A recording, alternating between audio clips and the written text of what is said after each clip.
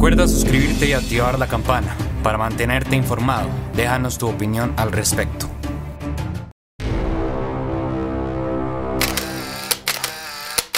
No sé si saben, está sucediendo una guerra de información entre Rusia y el mundo occidental. Lo que dicen en los medios masivos rusos y fuera de Rusia son cosas totalmente distintas. Alrededor del mundo, diferentes plataformas están bloqueando los medios que sacan la información con el punto de vista ruso. De hecho, yo intenté de buscar la información en ruso sobre lo que está pasando y lo que me sale son los medios masivos ucranianos. Y los pocos artículos rusos que me salieron ni siquiera los logré abrir. Literalmente la información que yo tengo es lo que me están contando mis papás. Por otro lado, está pasando exactamente lo mismo en Rusia. Prácticamente está prohibido llamarlo guerra, apoyar a las fuerzas ucranianas y hablar contra la operación militar, como le llamamos en Rusia, se considera una alta traición. No sé si escucharon, los rusos explotaron una torre de telecomunicaciones en Kiev, que se supone que estaba distribuyendo las noticias falsas sobre la situación. El internet está lleno de falsificaciones. Es muy difícil saber qué es lo que realmente está pasando. Yo no quiero compartir mi opinión personal.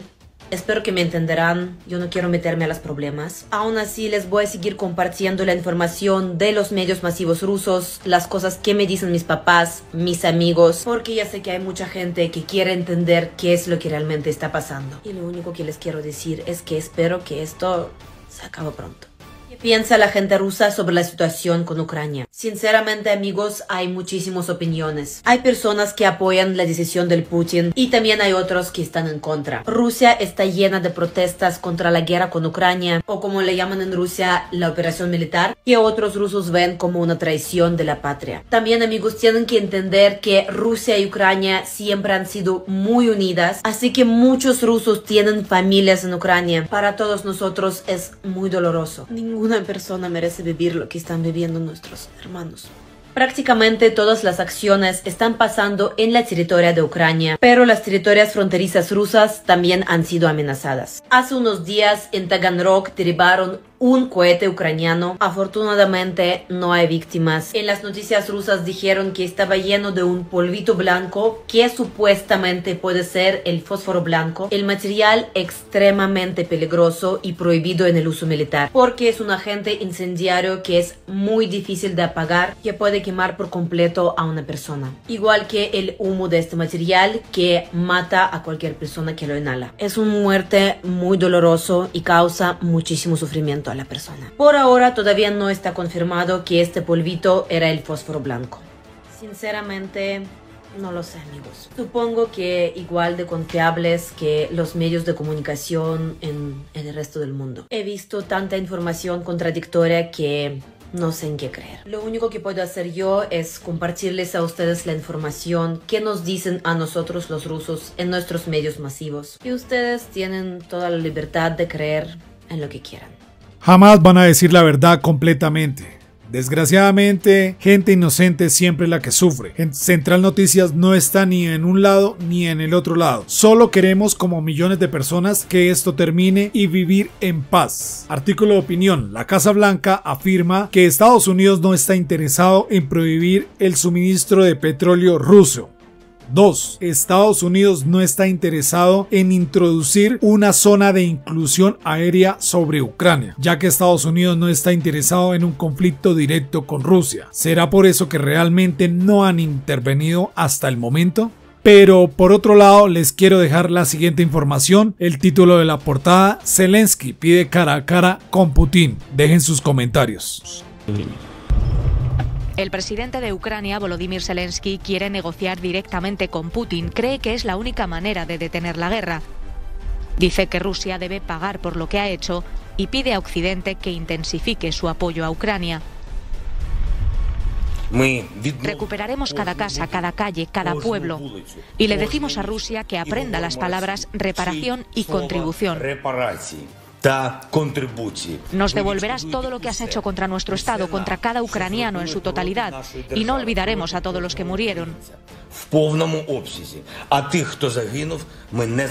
El conflicto bélico en Ucrania llega a las Cortes Internacionales cuando Ucrania ha pedido que se revise si Rusia está cometiendo posibles crímenes de guerra y contra la humanidad en este conflicto bélico y en esta invasión. El fiscal de la Corte Penal Internacional ya había expresado la semana pasada su creciente preocupación por los acontecimientos. Consideró que hay una base razonable para abrir una investigación lo antes posible, señalamientos que el Kremlin ha negado. Vamos a conversar ahora de este tema con Jorge Conteste, director del Centro de Derecho Internacional en la Universidad de Rutgers y experto en derechos humanos a nivel internacional. Jorge, gracias por estar con nosotros. Evidentemente es una noticia para Ucrania alentadora que se diga ya desde allá que hay, digamos, elementos suficientes para considerar que hay que investigar. ¿Qué dices tú?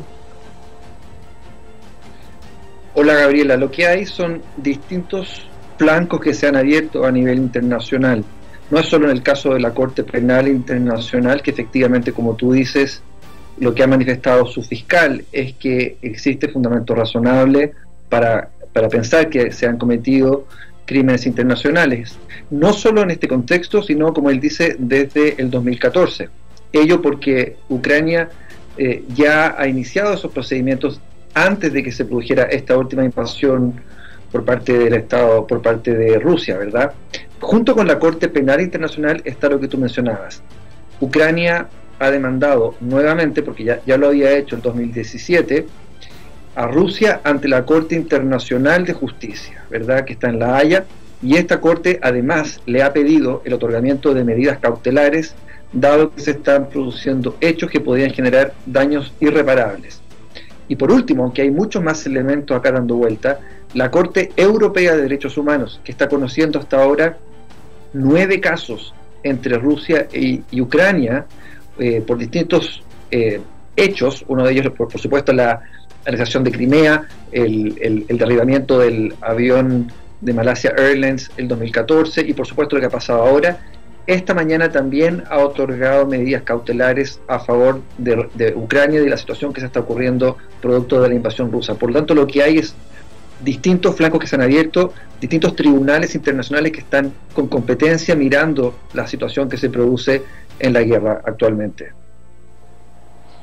Para entender estos procesos, decir que está mirando en función de lo que se está viendo en esta guerra, ¿cómo se procede, digamos, cuál es en la historia ese proceso y cambia respecto de lo que está ocurriendo a estas horas, en estos días? Lo que pasa, eso va a depender de cuál es el tribunal que uno esté mirando. La Corte Internacional de Justicia, que lo que hace es examinar la situación en base a la Convención del Genocidio. ¿Por qué? Porque Rusia, entre las alegaciones que ha hecho para intentar justificar la invasión a Ucrania, se basa en posibles, digamos, supuestos actos de genocidio que estaría cometiendo Ucrania.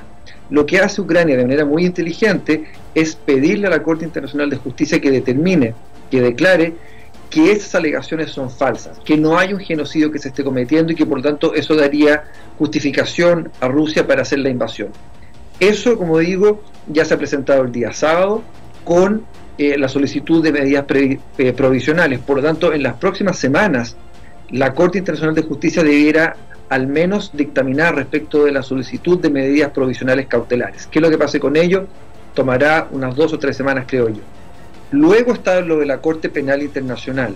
En ese caso, digamos, en las investigaciones que realiza la oficina de la Fiscalía de la Corte Penal Internacional, no es en contra del Estado de Rusia.